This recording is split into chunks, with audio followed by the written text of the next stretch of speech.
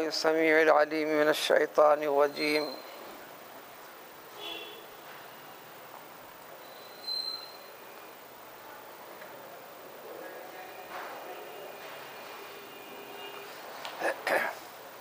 إن الذين كفروا لو أن لهم ما في الأرض جميعا ومثله معه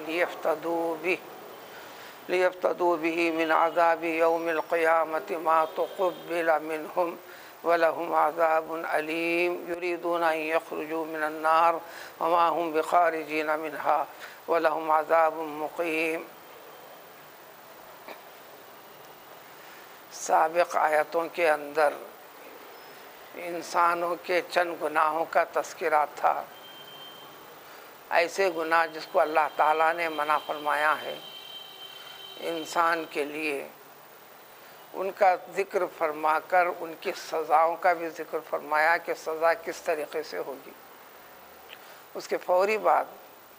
انسان کو نجات پانے کے لیے، فلاح و کامیابی پانے کے لیے اللہ تعالیٰ کے حکم کی اتباع، اطاعت و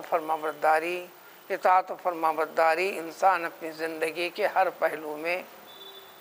اپنے مال کے ذریعے سے، اپنے تمام کوششوں کے ذریعے سے، بلکہ آخری کوشش جان لگانے کی بھی ہے تو لگا دیں تو لعلکم تفلحون، کہ یقیناً اس میں فلاح ملے گی۔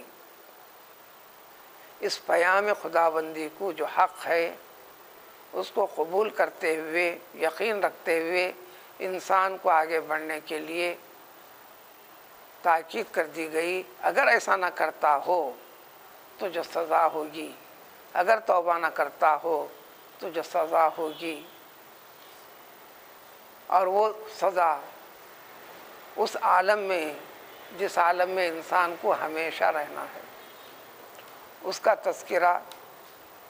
آج کی ان آیتوں میں ہے۔ اللہ تعالیٰ کا ارشاد ہے یقیناً تمام کے تمام منکرین احکام خداوندی کے، تمام کے تمام کافر توبہ نہ کرتے ہوں، گناہ معلوم ہونے کے بعد بھی اصرار کرتے ہوں، توبہ نہ کرتے ہوں، ایمان کو قبول نہ کرتے ہوں، ایمان و ایمان کے تقاضوں کی تعمیل و تکمیل کی طرف مائل نہ ہوتے ہوں، اور دنیا سے رخصت ہو جاتے ہوں، جو کہ ہونا ضروری بھی ہے، یقینی بھی ہے، جس میں کسی قسم کا شک و شبہ نہیں ہے۔ تو یہ لوگ لو ان لہم ولو بالفرض، ایسا تو ہوگا نہیں، یہ ممکن نہیں ہے انسان کے لیے، لیکن انسان کو بتا دیا جا رہا ہے کہ ایسے انسانوں کے لیے ان کا جو کچھ مال تھا اس دنیا میں، جو شب و روز جد و جہد کر کر حاصل کیا کرتے تھے، کماتے تھے، پیچھا کرتے تھے، پھر بھی پورا نہیں ملتا تھا، جو بھی تھا جو ان کی اپنی نظروں میں مرغوب تھا، محبوب تھا، پسندیدہ تھا، یہ تمام کے تمام چیزیں اگر ولو بالفرض، یہ تمام کے تمام چیزیں جو دنیا میں جس کے لیے جد و جہد کیا انہوں نے، اطاعت و فرمانبرداری کے راستے کو چھوڑ کر،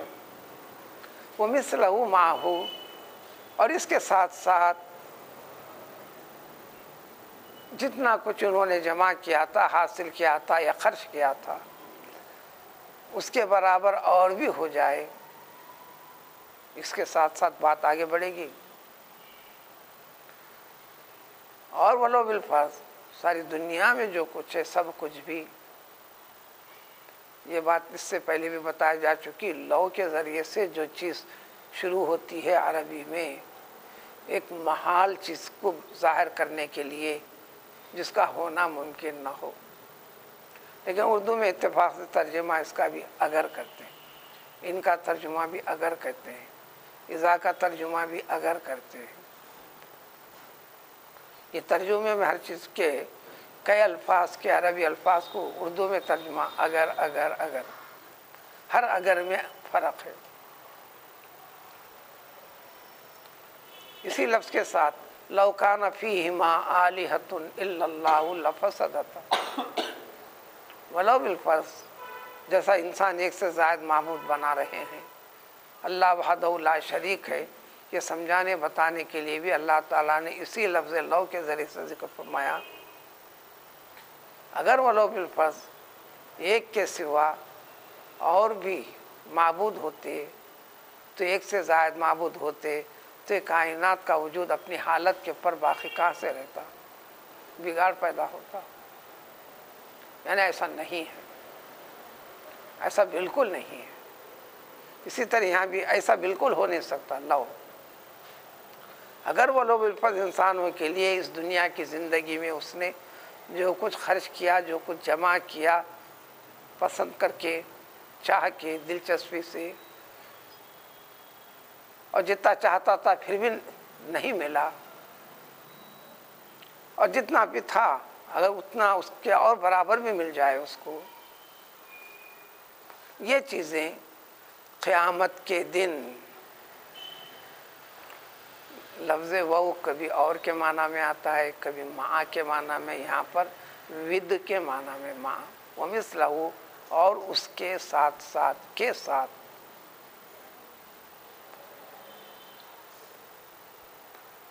قیامت کے دن اللہ تعالیٰ کے عذاب سے، یعنی وہ عذاب کی جو ہولناکی ہوں گی، اللہ کی گرفت اور پکڑ جتنی سخت ہوگی،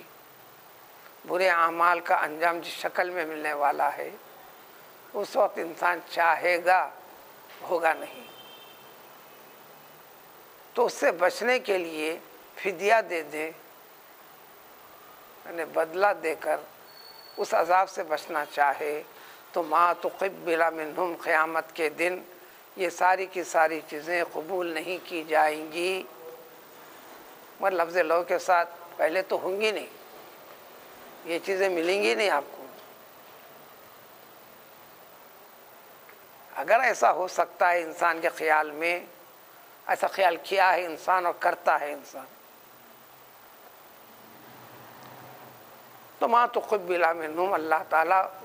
قبول نہیں کریں گے۔ قبول کریں گے تو نیکی کریں گے، انسان کے نیک عمل اس کو قبولیت کا درجہ دلائیں گے۔ انسان کے نیک عمل کے اوپر اللہ تعالیٰ کا فضل و کرم،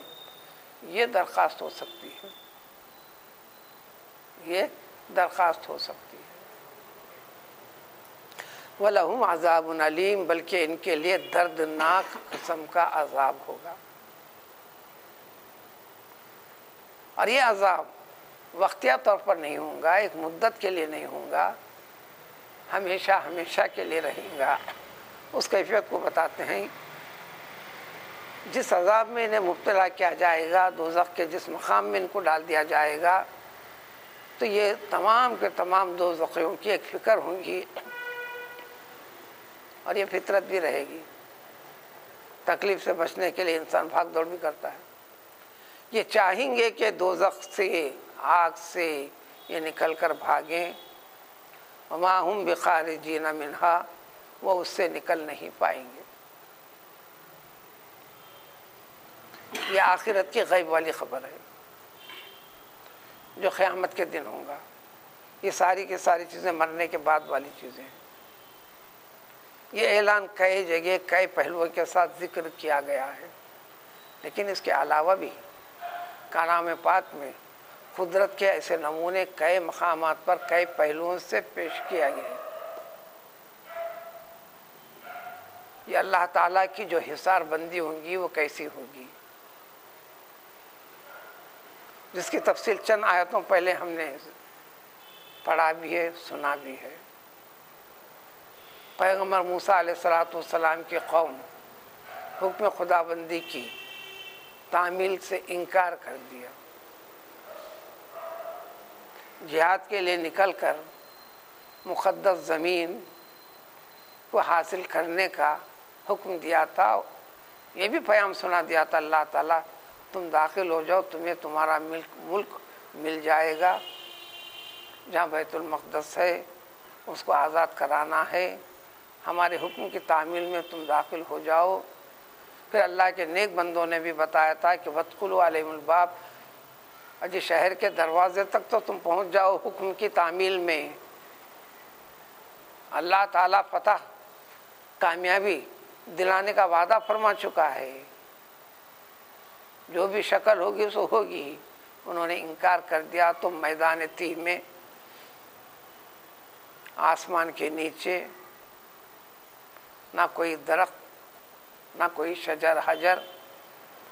40 سال تک ان کے لیے اللہ تعالیٰ نے ایک زندگی عطا فرمائی جو مشقت والی، جس کو انسان پسند نہ کرتے ہوئے روزانہ رات میں اس مقام سے سیدھا نکلا کرتا تھا تاکہ حدود پار کر جائے۔ جب صبح ہوتی تو دیکھتا تھا کہ جس جگہ سے جو جانا شروع کیا تھا اسی جگہ اسی سمت میں رخ میں کیا ہوا ٹھہرا ہوا ہے، نہ ایک قدم بھی آگے بڑھا ہی نہیں۔ یہ نمونے بھی پیش کر دیے، کئی نمونے ہیں جو آخرت کے کئی چیزوں کو یقین کو قریب سے قریب تر کرنے کے لیے کلام پاک میں، تب یہ نکل کر جائیں گے کیسے؟ وما ہم بخارجین منہا، وہ اس سے نکل نہیں سکیں گے، نکلنے والے نہیں ہیں۔ ترجمے میں ذرہ فرق ہے، وہ یہ جتنے وربل سینٹنس میں ترجمہ ہوتا ہے، یعنی فعل میں کیا تھا بات گزر گئی، کیا ہے بات گزر گئی، کر رہا ہے بات چل رہی ہے،